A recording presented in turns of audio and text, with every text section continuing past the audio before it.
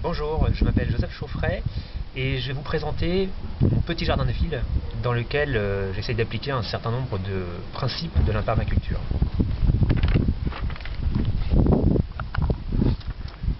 Alors, mon objectif à terme, c'est de réussir à démontrer que sur une petite surface cultivée, comme c'est le cas ici, on peut réussir à être autonome en légumes pour 2 personnes sur une année.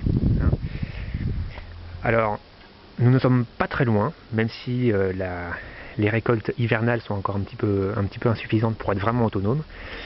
Mais j'espère bien réussir à le démontrer, et si j'y arrive, je trouve que cela est extrêmement encourageant et que ça ouvre des perspectives extrêmement intéressantes en termes en particulier de relocalisation de la production alimentaire.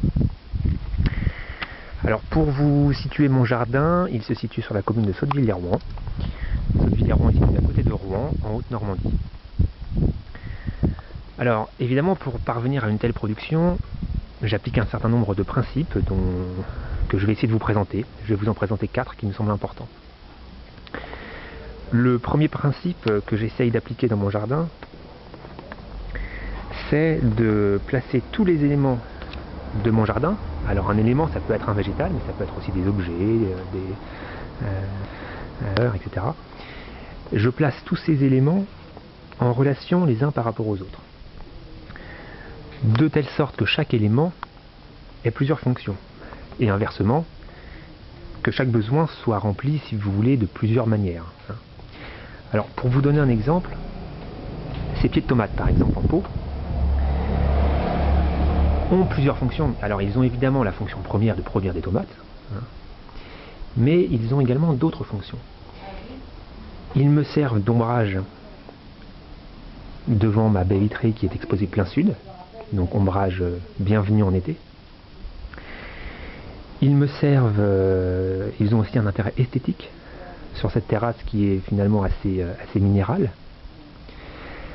Un autre exemple que je pourrais vous donner, c'est avec ce Troène qui, en plus de sa fonction esthétique, a une fonction de production de bois, bois avec lequel je fais du BRF chaque année et qui me permet de faire du paillage sur mon sol. Troène qui a également une fonction qui me permet de faire grimper mes courges et d'éviter d'avoir à les étaler au sol, donc ça me fait gagner de la place. On pourrait aussi dire que ce Troène a une fonction en termes de nidification.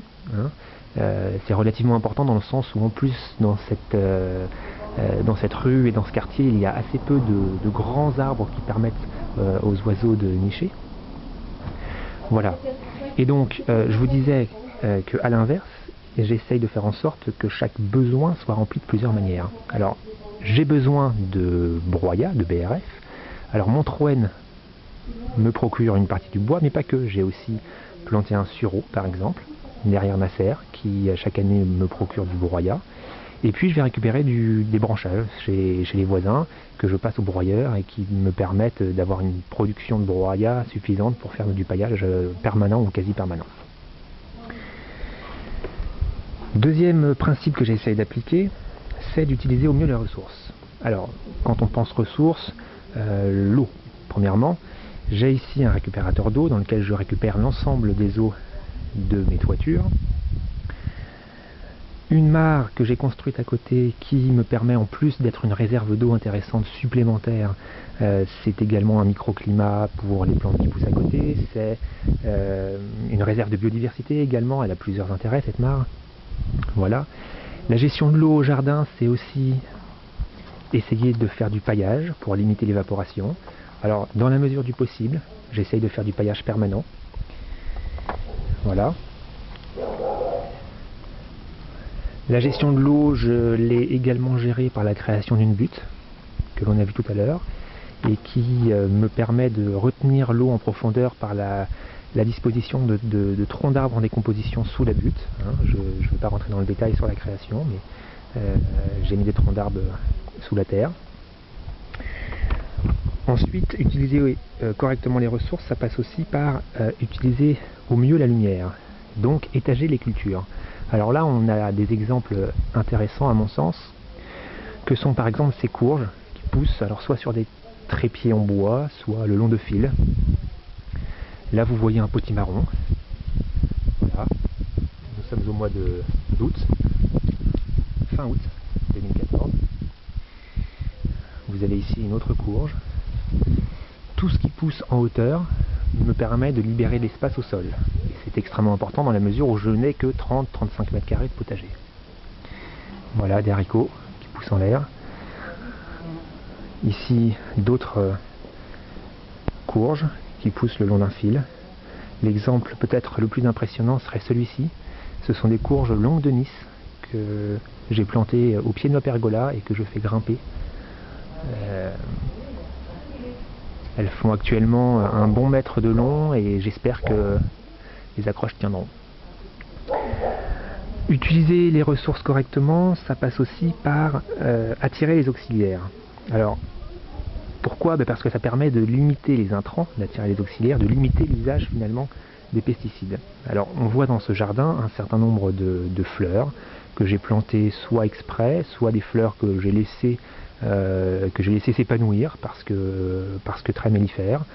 On voit par exemple un exemple caractéristique, la bourrache qui chaque jour attire de nombreuses abeilles en particulier, beaucoup d'insectes. Voilà, il y a des fleurs un petit peu partout, les fleurs de la roquette que l'on voit ici. Dernière manière d'utiliser correctement les ressources, c'est à mon sens de prendre soin de ces cultures. On dit souvent l'ombre du jardinier est le meilleur des engrais. Ça c'est quelque chose qui me semble important, c'est que plus on va apporter de soins à ces récoltes et meilleures seront nos récoltes. Et l'intérêt d'avoir un petit jardin, c'est celui-ci, c'est que tout le temps que l'on passe au potager, on le passe sur une petite surface et donc finalement on apporte beaucoup plus de soins à chaque mètre carré de son terrain. Et c'est aussi, je pense, ce qui permet d'avoir une production vraiment importante de légumes. Troisième principe que j'essaye d'appliquer dans ce potager, c'est d'avoir un sol sauvage. Alors, avoir un sol qui vit, ça passe par déposer du compost au pied de certaines cultures. Ça passe, comme je l'ai montré tout à l'heure, par le paillage, permanent ou non. Voilà, par exemple, un paillage récent de tonte d'herbe que j'ai fait hier dans cette petite parcelle. Ça passe par le non-travail du sol, c'est-à-dire que je ne pratique plus le bêchage, je fais uniquement de la grelinette une fois par an et j'ai un sol très fertile. La création de buts pour limiter le tassement, voilà. Dernier point important, dernier principe que j'essaie d'appliquer, c'est de viser la plus grande diversité végétale au sein du jardin. Alors j'ai calculé ici que j'avais à peu près 150 à 200 espèces plantées dans ce jardin, sans compter toutes les plantes, je dirais, présentes naturellement, toute la flore spontanée que je laisse s'épanouir dans le jardin. Voilà, un petit tour rapide de ce jardin. On peut finir juste par une petite vue de l'intérieur de la serre, où j'y ai planté tomates, des courges au-dessus des tomates pour essayer de gagner de la place, et ça a l'air de fonctionner correctement, et des aubergines qui commencent à mûrir. Voilà, le tour du jardin est terminé. N'hésitez pas à me contacter pour échanger sur cette thématique ou simplement pour venir découvrir le jardin. Je suis joignable sur l'adresse mail suivante: josephchauffret@wanadoo.fr. Chauffret, C-H-A-U-2-F-R-E-Y. Joseph Chauffret tout attaché. josephchauffret@wanadoo.fr.